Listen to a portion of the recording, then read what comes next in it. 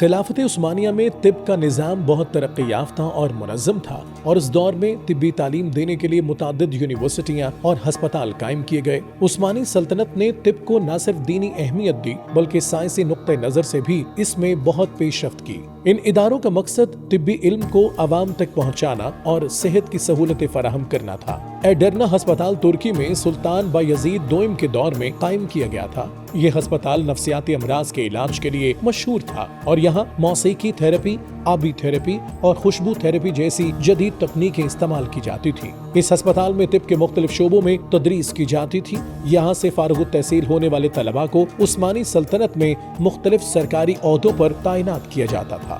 سلطان سلیمان اعظم کے دور میں سلیمانیہ کمپلیکس کے تحت استنبول میں ایک عظیم ہسپتال قائم کیا گیا جو نہ صرف مریضوں کے علاج کا مرکز تھا بلکہ یہاں طب کی تدریس کے لیے ایک ادارہ بھی تھا۔ اس ہسپتال میں طب، جراحی اور میکانک کے شعبوں میں تعلیم دی جاتی تھی۔ اس ہسپتال میں مریضوں کو مکمل مفت علاج فراہم کیا جاتا تھا۔ استنبول قسطنطنیہ یونیورسٹی، جسے بعد میں استنبول یونیورسٹی کا نام دیا گیا، اس میں بھی طب کا ایک مکمل شعبہ قائم کیا گیا تھا۔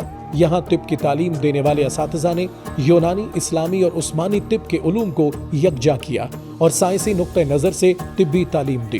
یونیورسٹی میں ایک طبی اسکول تھا جہاں جدید طب، جراحی، فارمیسی اور طبی تحقیق پر زور دیا جاتا تھا۔ عرب فارمیسی اور یونانی طب کے مشہور اساتذہ اور طبیب اس ادارے سے جڑے ہوئے تھے اور وہاں مختلف طبی تحقیقاتی پروگرام اور کلینکل تعلیم فراہم کی جاتی تھی۔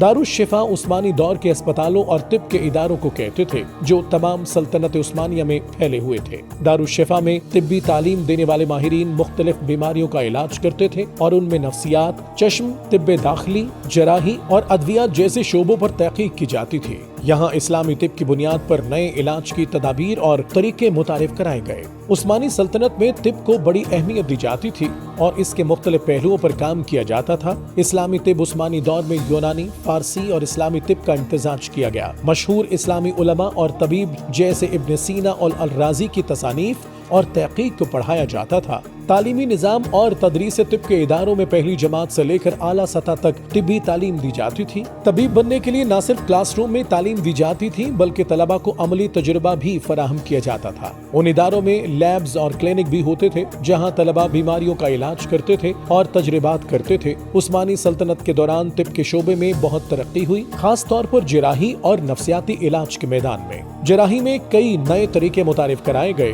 جن میں دانتوں کا علاج، آنکھوں کے آپریشن اور سرجری شامل تھے۔ نفسیاتی امراض کا علاج بھی عثمانی ہسپتالوں میں کیا جاتا تھا۔ عثمانی سلطنت میں طب کا نظام بہت ترقی یافتہ تھا اور یہاں کے تعلیمی اداروں میں طبی تعلیم کے ساتھ ساتھ سائنسی تحقیق کی جاتی تھی۔ ایڈرنا ہسپتال، سلیمانیہ کمپلیکس ہسپتال اور قسطنطنیہ یونیورسٹی جیسے ادارے طبی تعلیم اور علاج کے حوالے سے اپنی نوعیت کے منفرد ادارے تھے جہاں دنیا بھر سے لوگ طبی تعلیم حاصل کرنے کے لیے آتے تھے۔